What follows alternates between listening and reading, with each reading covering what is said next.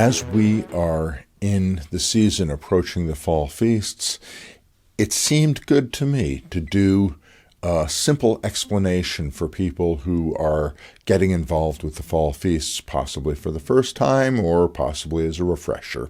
So we have talked about Yom Teruah or Rosh Hashanah, which is the feast of shofar blasts, the feast of awakening, the feast of revival. We've talked also in the second video about the Day of Atonement and the importance about that and how significant that was from ancient times. And then the third feast is the feast of Sukkot. And Sukkot essentially means booths, plural.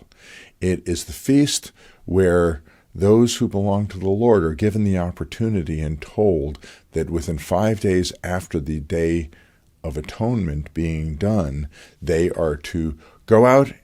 They are to essentially have a feast of camping for a week, a feast of being outdoors, a feast of making booths, a feast of making temporary structures.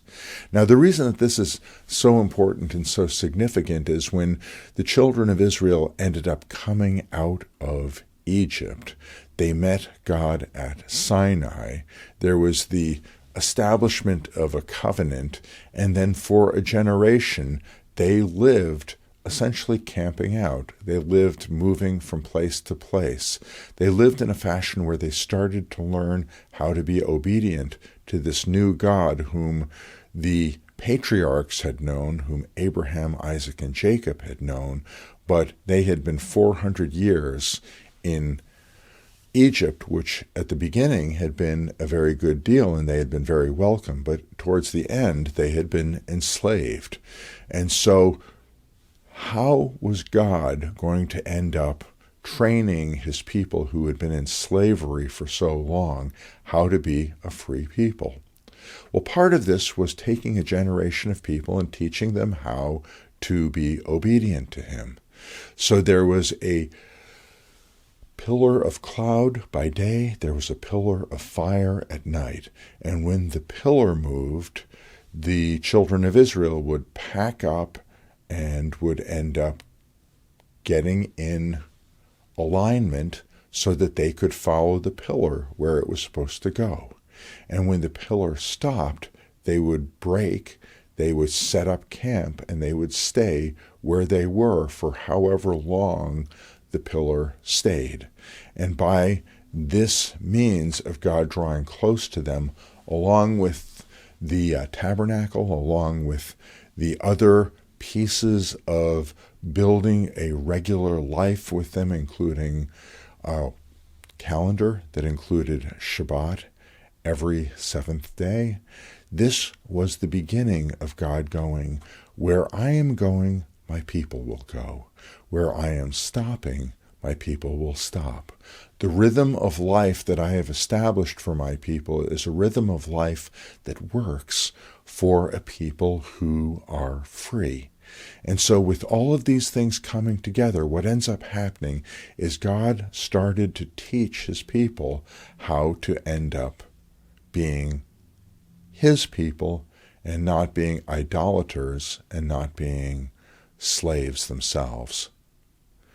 So with this, the festival of Sukkot is a festival of great celebration, because in the prophets, God ends up saying that it was a golden era and a golden time when his people were in the wilderness because they really trusted him. They really looked to him. They really sought to live a life that was great because of who God was. And so the festival of Sukkot is a feast of celebration. It is a feast of food. It is a feast of drawing close to God. It's a feast of living outdoors. It's a feast of recognizing the temporary nature of the life that we have here on this earth, and the fact that though this is a life that is temporary, and though none of us live forever in the bodies that we currently have, we are able to rejoice in the good that God has given to us. So this is a great celebration. This is an amazing time.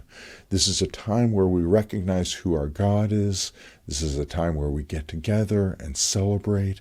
And this is a time that reflects, as happy as we are with what God is doing in this era and in this time, so too there is a day coming when God is going to take all of those who belong to him. He's going to bring us into a new era. He's going to bring us into a new kingdom. He is going to bring us into new heavens and a new earth, and we are going to be with him forever. And so this is great. This is wonderful. And this is a recognition that God provides for us now, but God also has a future provision for us as well. So this is a feast of celebrating what is good in this present age, and this is a feast of celebrating that there is another age that God has hinted at in Scripture that is going to be utterly mind-blowing, utterly wonderful, and beyond anything that we can currently imagine. So come to the celebration. Know that the path through the celebration is a spiritual awakening, as in Rosh Hashanah and Yom Teruah. It is a day of very serious concentration on the dealing that God is able to do with our sin, that through sacrifice there is opportunity for us to be forgiven of sin.